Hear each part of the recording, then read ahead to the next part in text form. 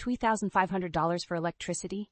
This is insane, Brian. We've been cutting back on everything to save money. Something's definitely wrong, I said, waving the bill in front of Brian's face, my voice trembling with frustration. He sighed, looking up from his phone just long enough to roll his eyes. You probably left the oven on. I told you not to bake every day. I clenched my fists. No, I make sure everything's turned off. There's something bigger going on here. I glanced out the kitchen window toward the old tool shed. It had been years since anyone had used it for anything but storage. Brian stood up, lazily stretching his arms. You're overreacting, Liv. It's just a bill. Just a bill? I snapped. We're wasting money we don't have, Brian. We need to figure this out. He shrugged and walked toward the living room, where the TV was blasting some reality show I never liked. I'll look into it tomorrow.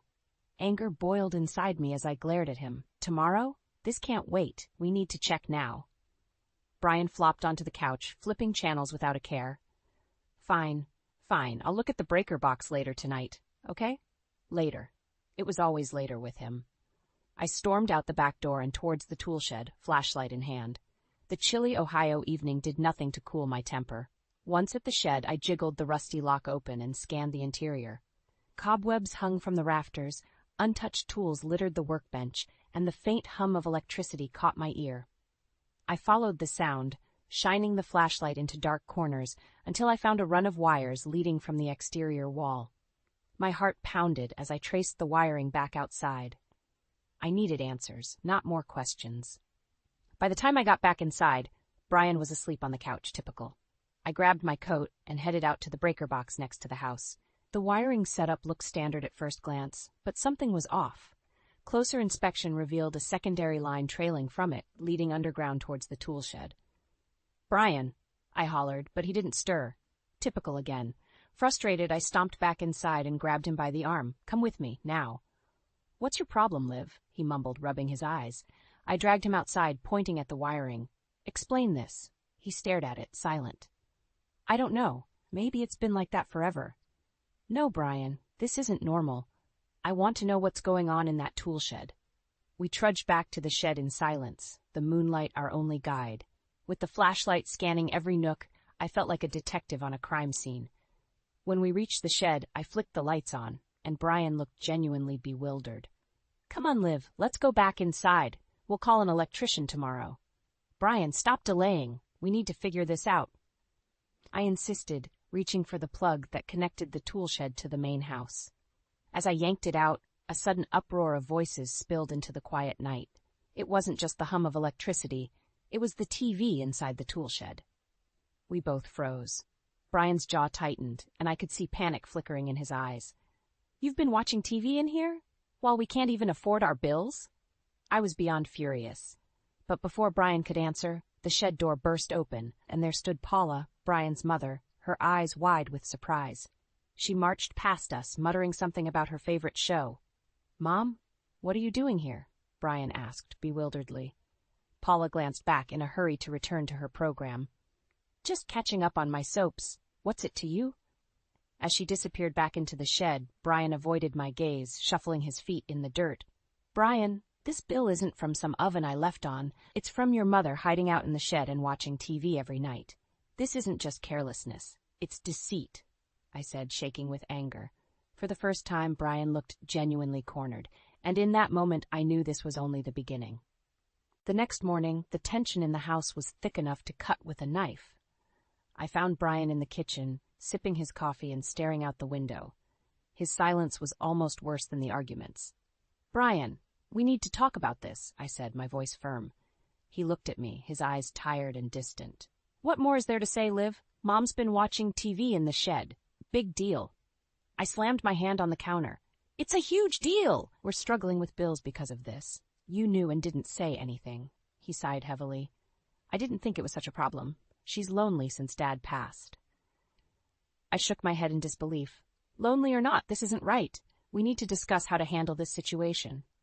At that moment, Paula waltzed into the kitchen, her usual brisk self. Good morning, you two. Lovely weather today, isn't it?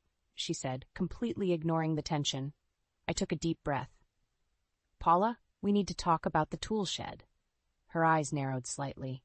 What's there to talk about? I looked at Brian, but he avoided my gaze.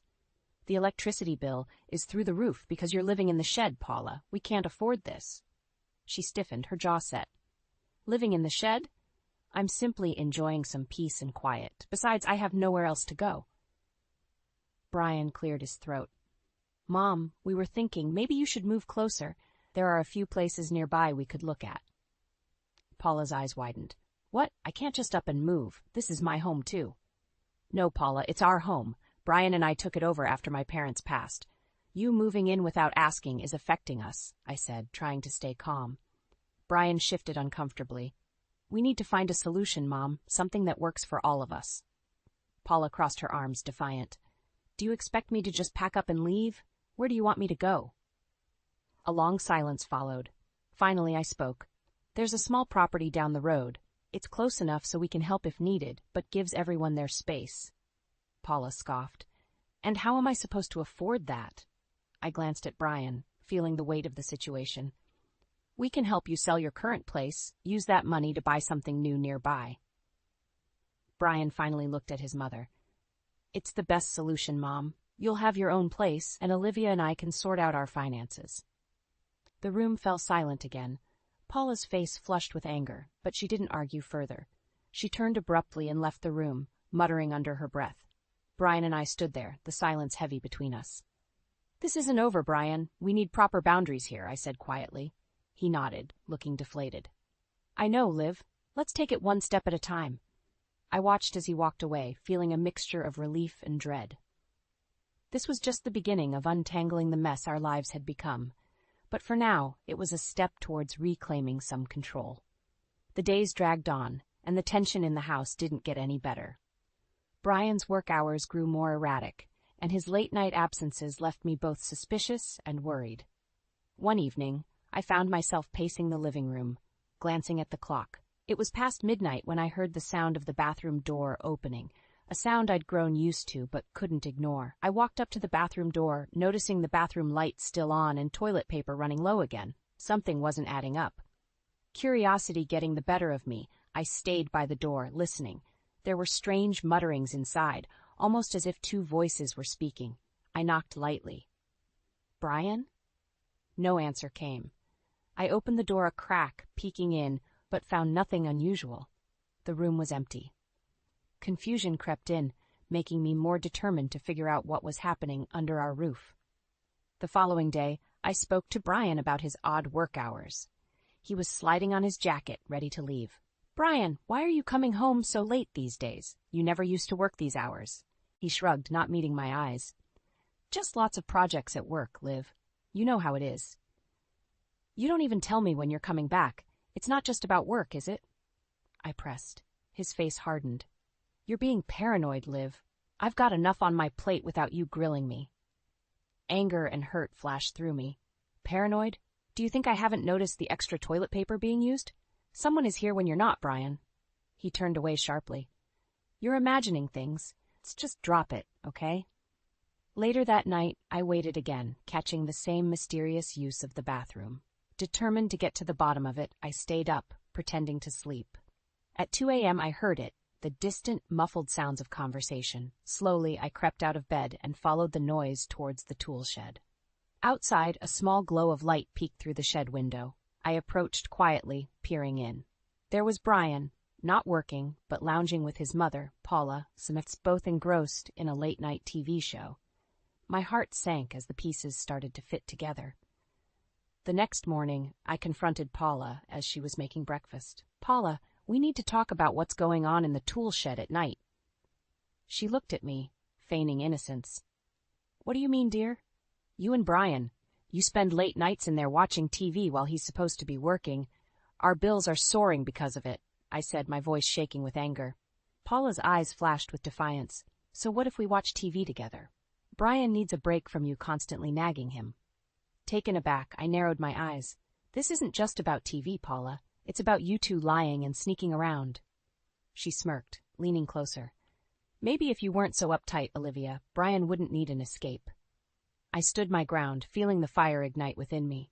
This stops now. No more using the tool shed. No more secrets. We can't keep doing this. Paula's expression changed. turning cold. "We'll see about that," she said quietly, but it was enough to know this fight was far from over. The reality of Brian's betrayal and Paula's influence bore down on me. I wasn't paranoid. I was in the middle of a deceitful game, and now I was determined to take control. The next morning, I sat at the kitchen table with the dreaded electricity bill in front of me. My hands shook as I dialed the number for the power company. After a few minutes of back and forth, I managed to schedule an inspection for the following day. When the inspector arrived, he was a middle-aged man with a kind face. "Ma'am, I'm here to check on the high electricity usage you've reported," he said, tipping his hat. "Thank you for coming. I really appreciate it. I have no idea what's causing this," I replied, showing him the way to the tool shed. The inspector took out his tools and began examining the outside wall. After a few minutes, he frowned. "There's definitely something odd here. This wiring looks like it's been tampered with." My heart pounded. "What do you mean?" He pointed to a section of the wall where wires ran towards the tool shed. "These wires aren't standard. It looks like something's drawing a lot of power from your main supply." I watched as he continued his inspection, shining a flashlight into the dimly lit interior of the shed. "There's definitely some unusual activity here," he confirmed. I felt a surge of anger and frustration. "Can you help me disconnect it?" "Of course, ma'am, I'll get this taken care of right away," he responded, rolling up his sleeves. Within an hour, the unauthorized wiring was removed, and the shed fell silent, finally disconnected from our power. I thanked the inspector, who reassured me that the situation would be rectified in our next bill cycle. That evening, Brian came home looking annoyed. "Why's the shed dark, Liv?" he asked, tossing his keys on the counter. I crossed my arms, staring him down. "Because I had the power disconnected. The inspector found suspicious wiring." His eyes flashed with anger. "You did what? You had no right." "No right? We're drowning in bills, Brian. That shed was draining our finances." I shot back. Before he could respond, Paula appeared in the doorway, her face a thundercloud. "What's this about the shed losing power? My TV's not working." I took a deep breath, preparing for the storm. "The inspector found unauthorized wiring. We can't afford this, Paula. It stops now." Paula's face turned red with fury. "You think you can control everything, don't you, Olivia? This is my son's home, too. You can't just decide these things." "It's not about control, Paula. It's about our family's well-being. If you won't respect that, I'll take steps to make sure it's enforced," I replied, my voice unwavering. Brian stepped in, raising his hands. "Everyone just calm down, all right? We'll figure this out." But Paula wasn't having it. She turned to Brian, eyes blazing. "Your wife is ruining everything, Brian. You need to put your foot down." "Mom, I've already told you we need to reduce our expenses," Brian said, but his voice lacked conviction. "You're just as much a part of this household," she hissed at me, ignoring her son's half-hearted protest. "I am, Paula, which is why this can't continue," I responded, my patience wearing thin. Paula scowled. "This isn't over, Olivia. Not by a long shot." As she stormed out of the room, I felt a mix of relief and dread. I had won this battle, but the war was far from over. And now, deep down, I knew the next steps would be the hardest. The following days were cold and silent. Brian avoided me more than usual, and Paula hardly left her room. In the evening, I decided enough was enough. I marched into the living room where Brian was mindlessly flipping channels. "Brian, we need to talk. Now," I said, standing in front of the TV. He sighed and turned off the TV. "All right, what is it?" "We can't keep living like this under a cloud of deceit and stress. We need to address the tool shed situation once and for all." "Come with me," I demanded, leading him outside. As we stepped into the chilly night, Brian followed reluctantly. I led him to the tool shed and opened the door. "Look at this, Brian. Look at what you've turned our home into." Brian stood at the entrance, his face shadowed. "I don't see the big deal, Liv. It's just a shed." "Just a shed? This just a shed has cost us thousands of dollars and driven a wedge between us," I barked, barely containing my frustration. Suddenly, I heard the sound of footsteps rushing toward us. Paula, her face twisted in anger, appeared in the doorway. "What are you two doing here?" Without waiting for Brian to answer, I turned to her. "Paula, we've had enough of this secrecy. I know you're using the shed every night. You need to explain yourself." Paula's eyes blazed. "You think you're so righteous, Olivia. You don't know the half of it." Brian stepped back, looking trapped between us. Mom, just tell her the truth. Paula sneered. Fine. I've been staying in the shed because Brian promised me I could. He knew how much I missed my own space after your father's death, Olivia. I turned to Brian, my voice ice cold. Is this true, Brian? You knew about this from the start? He hesitated before nodding. I didn't think it'd become such an issue. I felt a surge of betrayal. We've been drowning in bills while you two play house out here. This isn't just about space, Paula. It's about respect, decency, and honesty. Paula took a step closer, her voice low and menacing. Don't preach to me about honesty, Olivia. You've always tried to control everything, making Brian's life a living hell. I'm the one who keeps him sane. My anger flared. Sane? Lies and deceit are what you consider sanity? Without warning, Paula grabbed the unplugged power cord and shoved it toward me.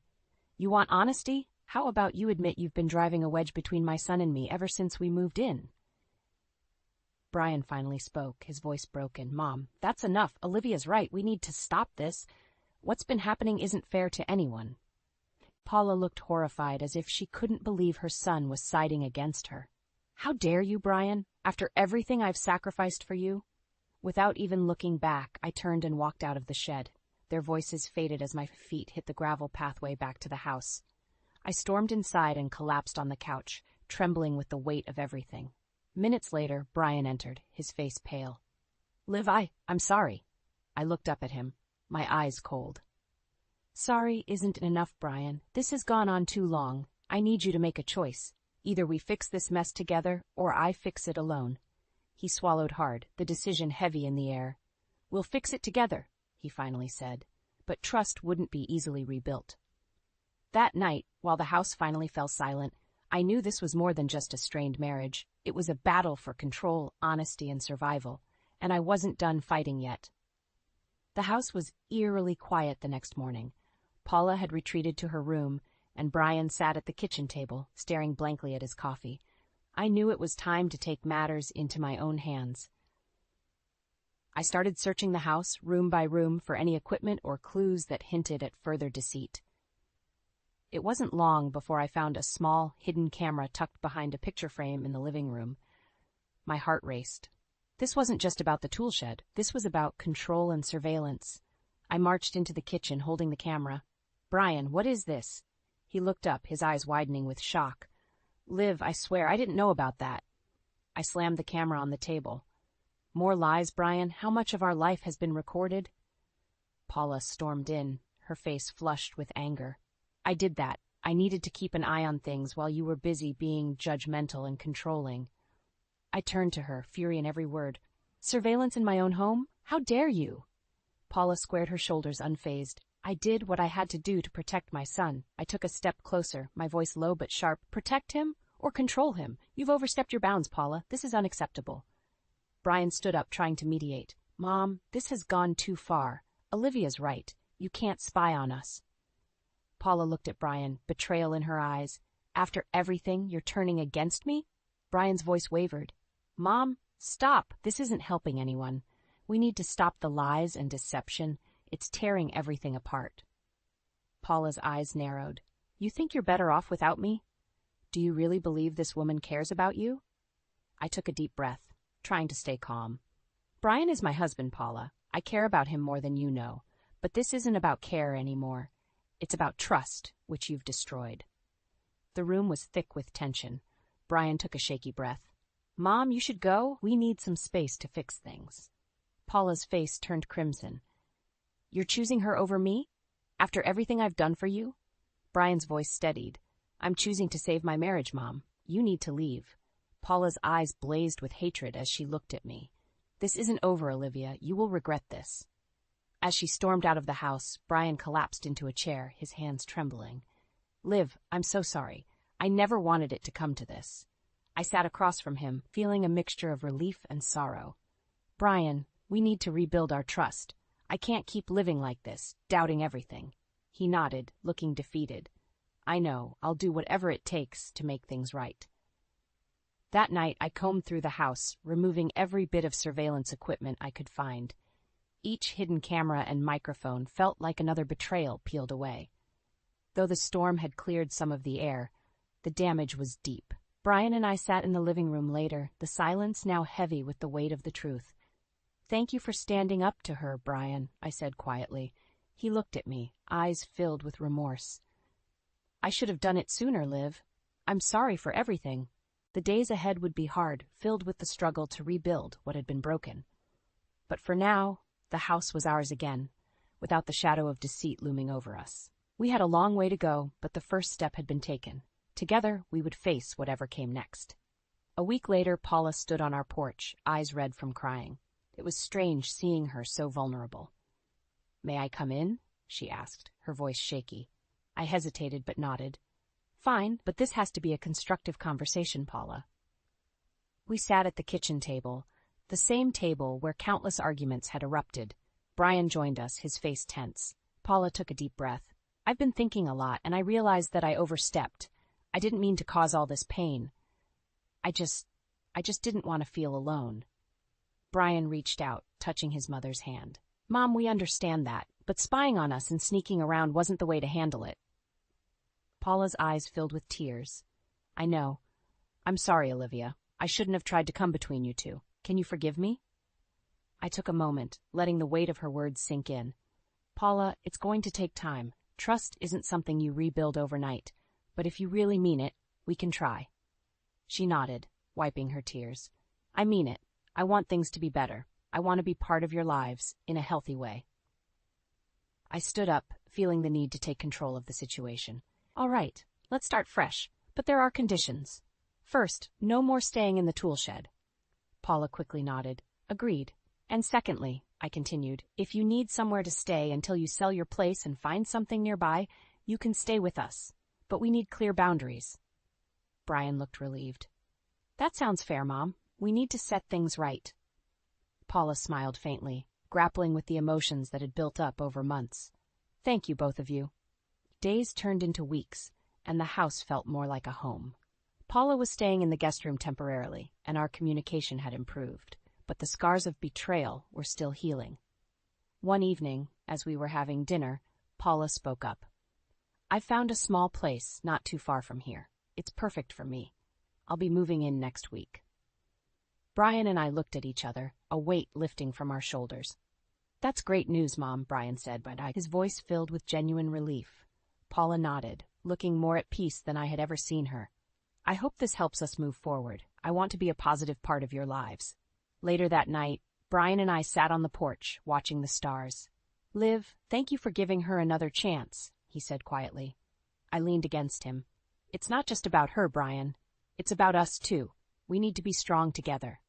He hugged me tightly. "We will be. From now on, things will be different." The process of healing wasn't easy. There were still moments of distrust and lingering resentments, but we were making progress. We talked more openly, shared our worries, and sought to understand each other's perspectives. As the weeks went by, Paula's new place became a sanctuary for her, and our home slowly regained its sense of safety and love. The drama that had overshadowed us so long began to fade, replaced by a newfound respect and understanding. Paula was still part of our lives, but with boundaries that respected everyone's space and needs. The house was filled with laughter and joy again, and we finally felt like a family on the mend, ready to face whatever came our way. In the end, we realized that forgiveness and trust weren't just handouts. They were earned through consistent actions and genuine intentions. And we were all committed to making things right, slowly but surely. Paula's moving day arrived quicker than expected. I watched from the porch as the movers packed the last of her belongings into the truck. It was a strange mix of relief and trepidation. Paula walked over, looking both hopeful and nervous. "Thank you for everything, Olivia. I mean it." I nodded. "It's a fresh start for all of us, Paula. Let's make the most of it." She hugged Brian tightly and then turned to me, offering a tentative embrace. I accepted it, feeling the tentative warmth. As the truck pulled away, I turned to Brian. "We need to change the locks and secure the house properly." He sighed but nodded in agreement. "You're right. We need to make sure this never happens again." That weekend, I called a locksmith and replaced all the locks, then moved Brian's belongings into a rental storage unit. He stood by, watching as I packed his things. "Liv, do we really need to do this?" he asked. pain in his eyes. I paused, looking at him. Brian, we need to separate for a while. We've both been through so much, we need time to heal. He swallowed hard, finally nodding. I understand. Whatever it takes to make things right. The next day, I handed him the keys to the storage unit. You can stay there until you find a place. We'll talk about the rest later. Brian moved his things without protest, leaving the house feeling both empty and free. The separation was hard, but necessary. I needed space to think, to breathe, to figure out what came next. I changed the house's interior, making it my own again. Fresh paint, new furniture arrangements, and the removal of all surveillance equipment helped reclaim my space. It felt like an act of defiance and liberation. A week later, I filed for divorce, demanding alimony. When I handed Brian the papers, he looked broken, yet resigned. I didn't want it to come to this, Liv, he whispered. Neither did I replied, my voice steady, but we need to move forward separately. The court proceedings went smoothly, and soon enough Brian was legally out of my life. It was bittersweet, but I knew it was for the best. Meanwhile, Paula began renovating the Toolshed into a livable space. She worked tirelessly, and I saw her determination to make things right. One afternoon, she invited me over to see her progress. As we walked through the Toolshed, which now looked more like a cozy studio, Paula spoke softly. This is my new beginning, Olivia. I want to thank you for giving me this chance. I looked around, impressed by her efforts. It's looking great, Paula. I'm glad you found your own space. She smiled, a genuine warmth in her eyes. And thank you for letting us start fresh, too. At home, the quiet evenings were a stark contrast to the chaos that once engulfed our lives. Paula and I gradually built a newfound bond, grounded in mutual respect and understanding. One day, as we sat on the porch enjoying the sunset, she turned to me. You know, Olivia, watching our favorite shows together has become my favorite part of the day. I chuckled, surprised by how much had changed. Mine too. Who would have thought? We laughed, the tension of the past finally easing away. Despite all the turmoil, we had come out stronger. I found peace in the everyday routines, enjoying the small moments that felt truly mine. The journey from betrayal to liberation had been hard and painful, but in the end, it forged a new chapter filled with promise. Paula and I survived the storm and discovered that sometimes even the most unlikely alliances could lead to genuine harmony. Together, we had built something that neither of us could have foreseen, a challenging yet uniquely rewarding peace. And with that, I knew I was ready to face whatever came next.